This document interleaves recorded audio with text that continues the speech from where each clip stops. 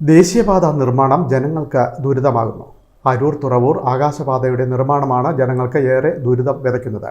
മഴ കൂടി എത്തിയതോടെ കാൽനട യാത്ര പോലും അസാധ്യമായ സ്ഥിതി. പ്രതിഷേധം ശക്തം. അരൂർ തുറവൂർ ഉയരപ്പാത നിർമ്മാണ പ്രക്രിയയിലെ അപാകത ദേശീയപാതയെ താറുമാറാക്കുകയാണ്. അരൂർ മുതൽ തുറവൂർ വരെയുള്ള ദേശീയപാതയിൽ മിക്കയിടത്തും തീർത്തും തകർന്ന നിലയിലാണ്. മഴ കൂടി പെയ്തപ്പോൾ തകർന്നടിഞ്ഞ റോഡുകളിലൂടെ കാൽനട പോലും അസാധ്യമായി. ചന്ദ്രൂർ സെന്റ് മേരീസ് പള്ളിയുടെ സമീപം മുതൽ തെക്കോട്ട് ചന്ദ്രൂർ പാലം വരെയുള്ള റോഡ് തീർത്തും ഇല്ലാതായിട്ട് ദിവസങ്ങളായി. കാണകൾ ചെളിമണ്ണ് നിറഞ്ഞ മൂടി. ഈ കാണയിൽ 7ഓളം വാഹനങ്ങൾ കഴിഞ്ഞ ദിവസങ്ങളിൽ കുടുങ്ങി അപകടത്തിൽപ്പെട്ടു. നിരവധി 2 വീലർ യാത്രക്കാർക്കും കുഴികളിൽ വീണ പരിക്കുകളുണ്ടായി. നമ്മൾ ഈ പണി തുടങ്ങി കഴിഞ്ഞിട്ട് ദുരിതം മാത്രമേ ഉള്ളൂ. ഒന്നാമത്തെ ഇവര് ഇതിനൊരു മുന്നൊരുക്കം നടത്തിയില്ല.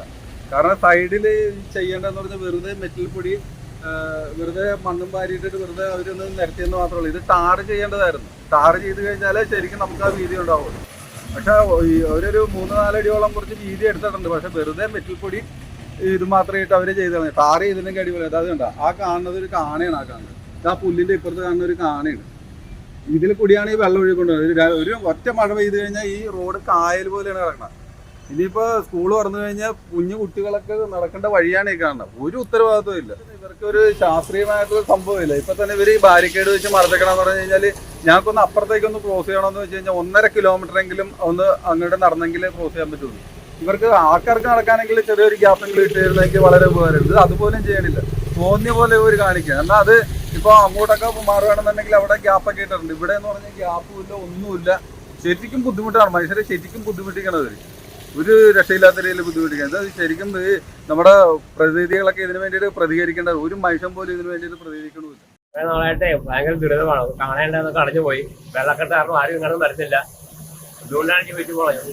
മാർക്കും കുട്ടികളൊക്കെ രണ്ടെങ്കിലും കാണാൻ പറ്റുന്ന അവസ്ഥയായി. വേണ്ടപ്പെട്ടൊക്കെ പരാതി കൊടുത്തിട്ട് ഇതുവരെ തീരുമാനമൊന്നും ഉണ്ടായിട്ടില്ല. ഞങ്ങളുടെ ജീവിതം അപ്പോൾ ദുരിതങ്ങളിയാണ്. ചന്ദ്രൂർ സ്കൂളിന് തെക്കുവശത്ത് നിന്ന് പഴയ ഹൈവേയിലേക്ക് കയറിയാൽ എരമല്ലൂർ കാഞ്ഞിരത്തിങ്കൽ ക്ഷേത്രം വരെ 2 കിലോമീറ്ററുകളോളം സുഗമമായി സഞ്ചരിക്കാം.